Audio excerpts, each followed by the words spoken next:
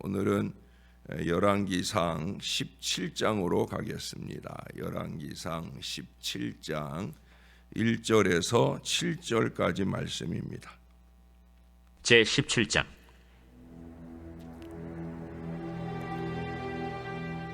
길르앗에 우거하는 자 중에 디셉 사람 엘리야가 아합에게 말하되, 내가 섬기는 이스라엘의 하나님 여호와께서 살아계심을 두고 맹세하노니 내 말이 없으면 수년 동안 비도 이슬도 있지 아니하리라. 여호와의 말씀이 엘리야에게 임하여 이르시되, 너는 여기서 떠나 동쪽으로 가서 요단 앞 그리 시냇가에 숨고 그 시냇물을 마시라. 내가 까마귀들에게 명령하여 거기서 너를 먹이게 하리라. 그가 여호와의 말씀과 같이 하여 곧 가서 요단 앞 그릿 시냇가에 머물매 까마귀들이 아침에도 떡과 고기를 저녁에도 떡과 고기를 가져왔고 그가 시냇물을 마셨으나 땅에 비가 내리지 아니하므로 얼마 후에 그 시내가 마르니라. 아멘. 많은 그리스도인의 문제는 자신이 누구인지에 대해서 잘 모른다는 사실입니다.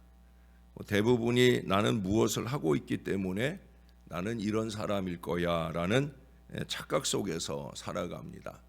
자신의 사회적 위치나 자신이 갖고 있는 재물을 기준으로 나는 괜찮은 사람이라거나 또는 나는 보잘것없는 사람이라고 스스로 규정한 채 살아가고 있습니다.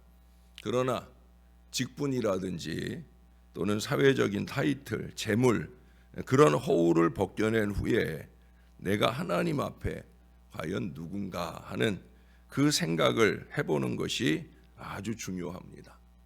당신은 누구인가? 라는 질문에 아직도 많은 그리스도인은 자신이 현재 하고 있는 일에 대해서 말하고 싶을지 몰라요. 또는 자신의 직업이나 사회적 타이틀, 또 내가 교회에서 하고 있는 헌신의 일들에 대해서 말할런지도 모를 것입니다. 그러나 근본적인 대답은 내가 무엇을 하고 있다 하는 사실이 아니라 하나님의 시각으로 다시 바라본 나는 도대체 누구인가라는 것에 대한 바로 그 대답이어야 합니다. 성경은 무엇이 되기 위해 노력하라고 말하지 않아요. 도리어 부르심에 합당하게 살라고 요구합니다. 우리는 교회 안에서도 세상적 사고와 마음으로 무엇이 되려고 하는 어리석음을 범할 때가 많이 있어요. 그게 아니라는 거죠. 하나님께서는 우리를 하나님의 가족으로, 하나님의 백성으로 불러주셨고 거기에 합당하게 살아라 요구하시고 계시다는 거예요. 합당하게 살면 내 백성으로 불러주겠다라고 말씀하지 않으셨어요. 그러므로 우리가 무엇을 하는가 보다 하나님께서 우리를 무엇이라고 불러주셨는가, 이게 더 중요한 기준입니다. 우리는 며칠 전에 우리를 그리스도인이라 불러주셨음을 깨달았어요. 그리스도인의 삶은 그에 따른 열매일 뿐인 것입니다. 엘리야는 하나님이 부르신 이 그릿 시냇가에서 하나님의 공급하심의 축복을 경험합니다. 우리들은 하나님의 공급하심을 맛보기 위하여 그릿 시냇가로 나아갈 수 있어야 합니다. 이스라엘 왕 아합의 시대에, 이 시대는 이스라엘 역사상 가장 영적으로 혼탁한 시기였어요. 아합은 그의 아버지 오므리보다 더 악을 행하였습니다. 그는 시돈 사람 이세벨을 아내로 맞이했어요. 제가 이세벨스럽다라는 표현을 썼던 거 여러분 기억하시나 모르겠어요. 바로 그 이세벨입니다. 이 여인은 바알을 위하여 단을 세웠고 아세라 목상을 만들었어요. 그리고 그것들을 섬기게 함으로 이스라엘 백성들을 영적으로 심각하게 미혹했어요. 이스라엘 사람들에게 하나님의 중요성을 상실시키는 가장 악한 일을 행했다라고 하는 거예요. 아합은 그 이전의 왕보다도 하나님의 노를 더 많이 격발했습니다. 그러나 하나님은 그들을 완전히 멸하지 않으셨어요. 그들이 돌아오기를 기대하시면서 그들에게 그 기회를 주십니다. 오늘 새벽은 엘리야의 이 그리 시냇가를 중심으로 하나님의 축복의 역사를 살펴보겠습니다. 첫 번째 꼽을 수 있는 것은 하나님은 사람을 부르심으로 축복하셨다는 거예요. 엘리야를 부르셨어요. 이스라엘의 가장 위대한 선지자 중에 한 사람입니다. 왜 그를 위대하다고 하느냐? 그는 가장 어려운 시기에 하나님의 선지자로 부르심을 받았기 때문이에요.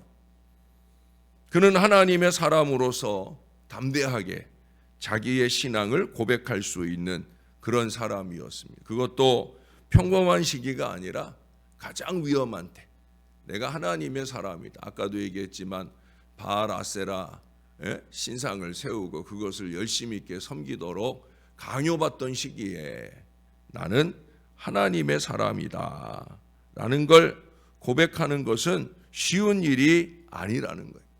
그런 때 부름받고 쓰임받아요. 아합과 그의 아내가 하나님의 목전에서 악을 행하여도 그 누구도 말하지 못했습니다. 그러나 하나님은 그 백성에게 엘리야를 준비하셨어요.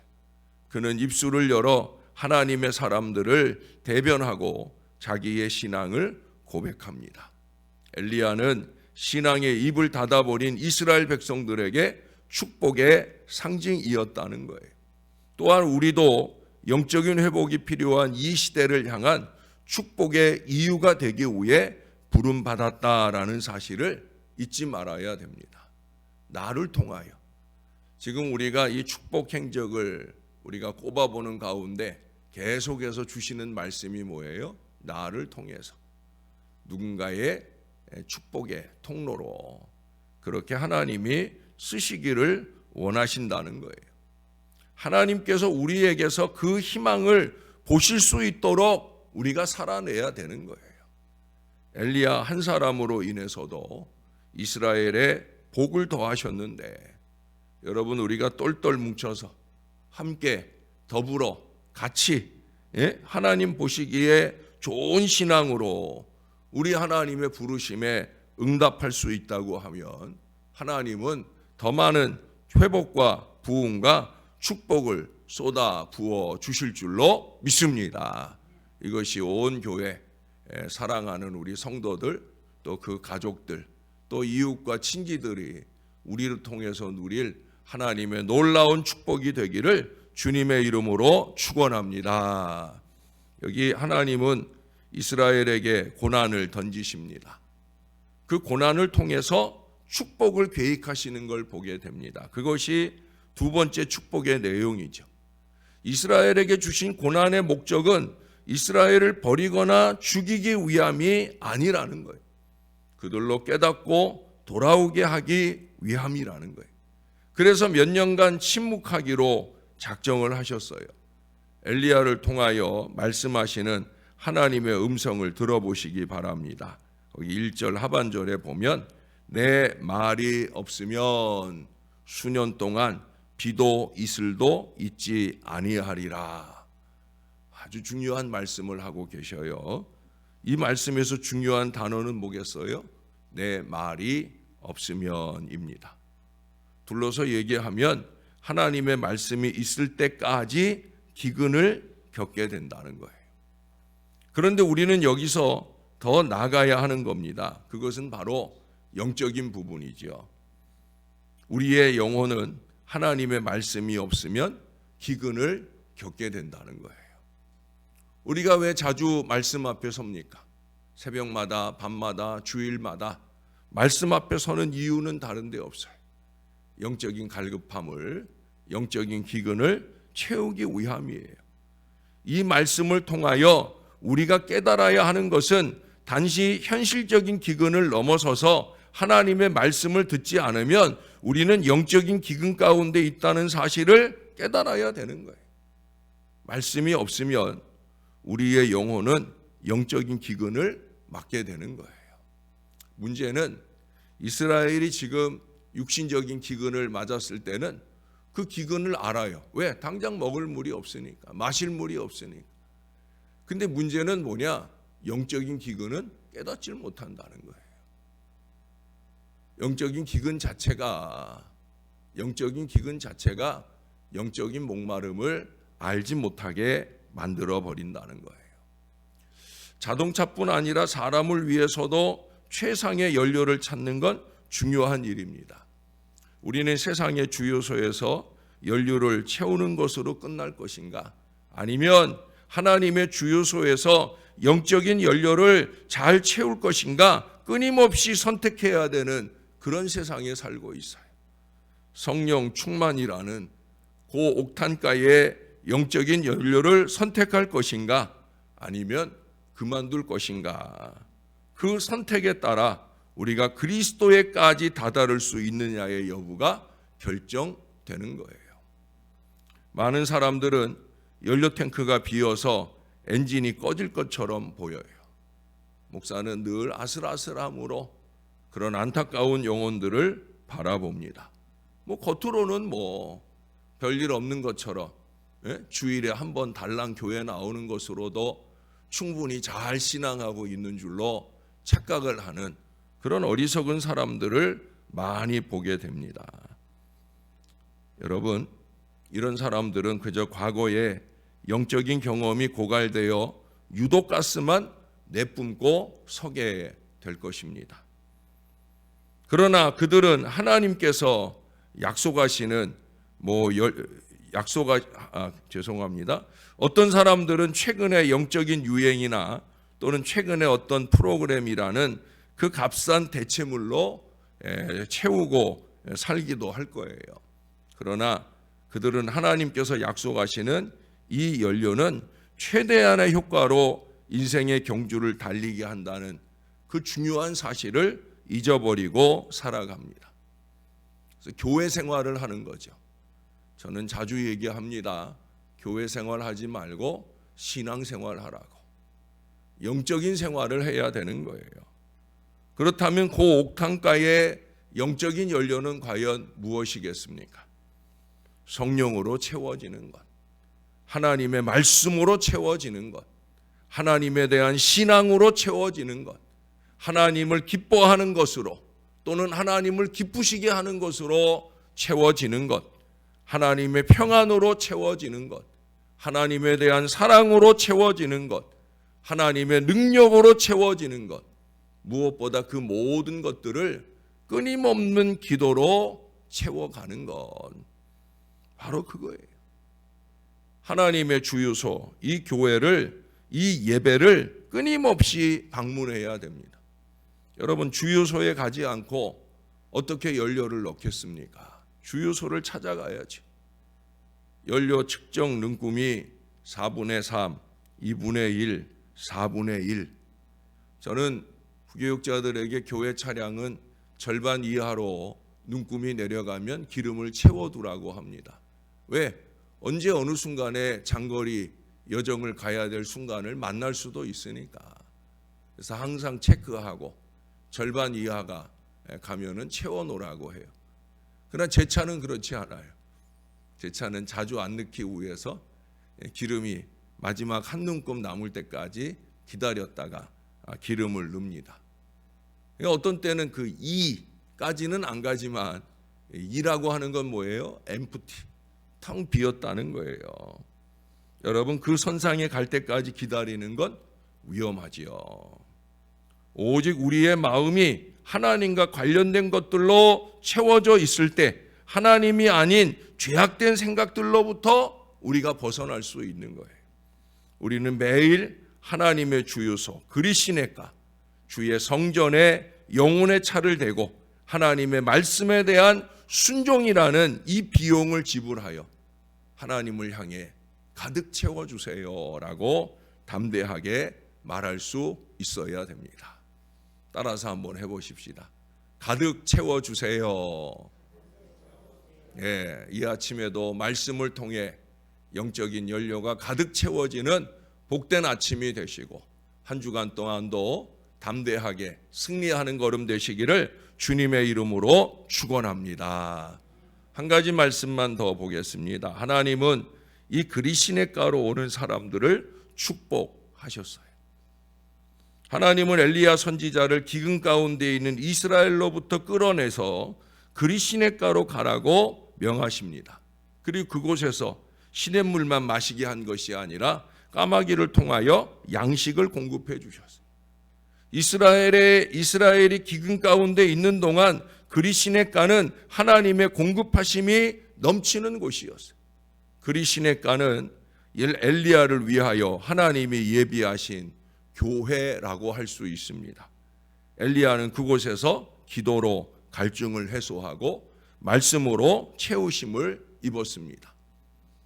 유일하게 우리가 축복산 행적을 볼 때 18장의 엘리야, 갈멜산의 엘리야를 보았고요.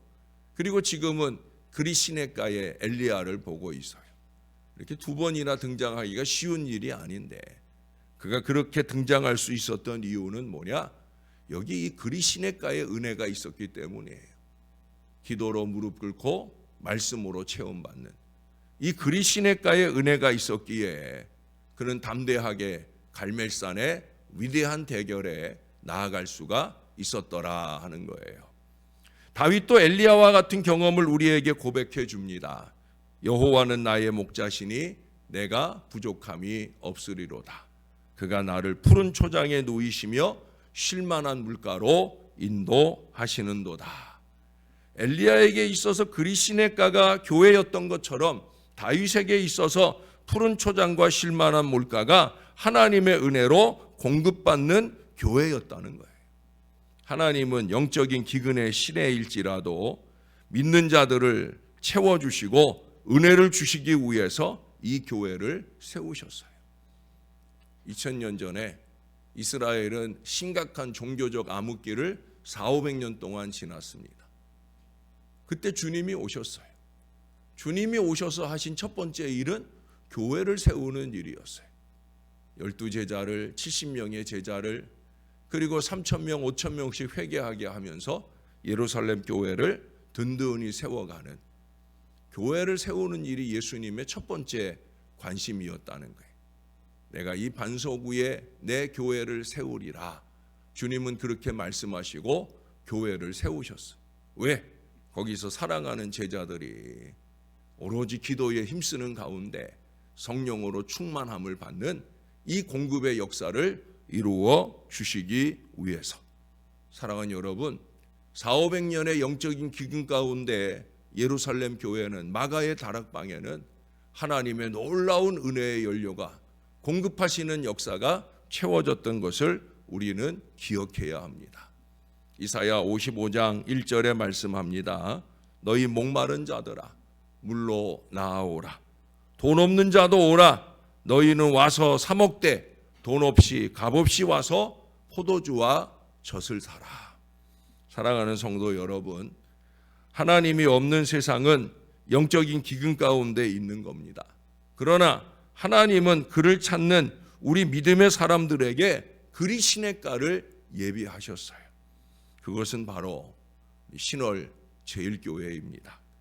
그리 시냇가를 통한 하나님의 축복이, 신월 제일교회를 통한 하나님의 축복이 저와 여러분의 삶에서도 충만하게 나타나기를, 또한 하나님의 은혜로 체험받은 저와 여러분들을 통해 우리의 사랑하는 가족들 또 이웃들 그 모든 사람들이 그들의 영혼에 하나님의 축복을 담아내는 거룩한 은혜가 넘쳐나게 되기를 우리의 구주 되시는 예수님의 이름으로 간절히 축원합니다.